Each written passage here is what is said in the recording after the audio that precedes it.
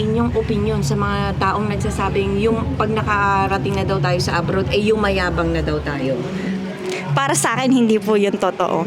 Ako po galing po ako sa hirap. Alam ko po, syempre po, ako po ay nagkaroon po ngayon ng trabaho. Hindi naman po siguro yung pagkakayabang. Marunong lang po sigurong i-handle yung sarili. Gaya po ng hindi na pagbibigay. Syempre, uunahin pa rin po yung pamilya bago po yung ibang tao at uunahin po ang sarili bago ang ibang tao po.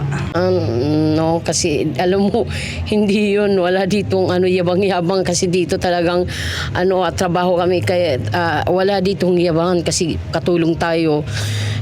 Kung hindi ka magsisipag, hindi ka mabibili mo yung gusto mo. Kaya wala ditong yabangan. Kaya may mga kami na invest kasi sa sipag namin. Kasi kung hindi ka magsisipag, walang magagawa, wala kang makikita na pera. Kailangan magsipag ka talaga.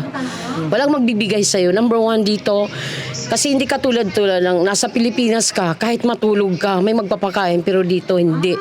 Ikaw talaga, kahit may sakit ako, nabangon ako. Kasi mayroon naka-engage ako, may opisina akong tatrabahuan, mabangon kahit pagod. Talagang babangon at babangon ka sa umaga.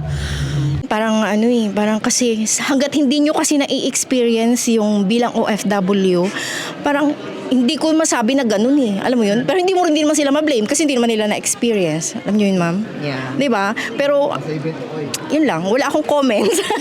Kasi, meron din naman kasi mga tao na nakapag-abroad lang, yung mayabang talaga. Diba? Alam mo yun? Pero meron din namang hanggat hindi mo naman na-experience. So, mahirap kasi talaga ang buhay as an OFW. Yeah. So, maintindihan din sana yun ng iba. Maraming salamat po at follow for more One Filipino TV.